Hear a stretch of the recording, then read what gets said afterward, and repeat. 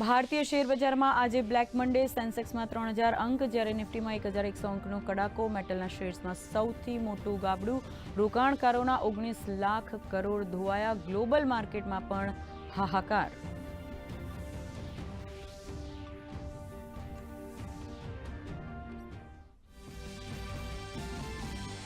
રાષ્ટ્રપતિ દ્રૌપદી મુર્મુ પોર્ટુગલ અને સ્લોવાકિયાના પ્રવાસના પ્રથમ તબક્કામાં લિસ્બન પહોંચ્યા. આજે પોર્ટુગલના રાષ્ટ્રપતિ સાથે પ્રતિનિધિ મંડળની કરશે વાર્તા. આવતીકાલે ભારતીય સમુદાયને કરશે સંબોધન.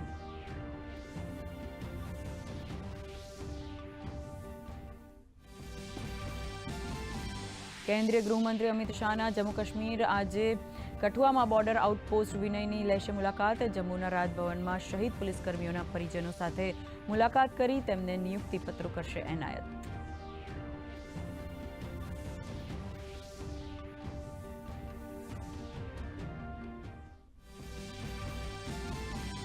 ગુજરાત રાજ્ય આરોગ્ય કર્મચારી મહાસંઘ ગાંધીનગર સ્વર્ણિમ સંકુલ ખાતે પહોંચ્યું.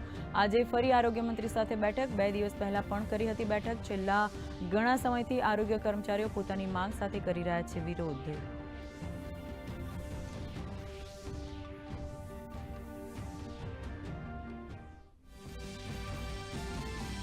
સુરતના પાંડેસરમાં ઠંડા પીણાના વિક્રેતાઓને મનપાના આરોગ્ય વિભાગના દરોડા. 80 કિલો અખાદ્ય ફૂડ, 1000થી વધુ પેક્ડ પેપ્સી અને 7 લીટર અખાદ્ય ફ્રૂટીનો કરાયો નાશ.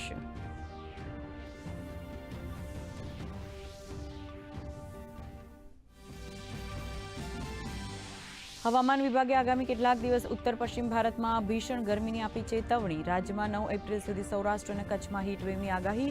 કચ્છમાં આજે બીજા દિવસે રેડ એલર્ટ. રાજકોટ, મોરબી, પોરબંદરમાં ઓરેન્જ એલર્ટ.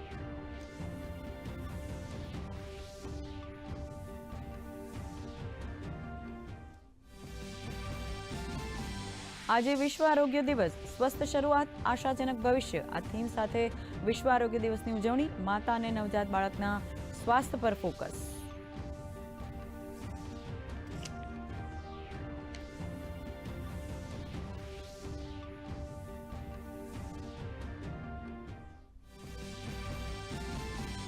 અને આઈપીએલમાં આજે મુંબઈ ઇન્ડિયન્સ અને રોયલ ચેલેન્જર્સ બેંગ્લોર વચ્ચે મુકાબલો. મુંબઈના વાનખેડે સ્ટેડિયમમાં રમાશે મેચ.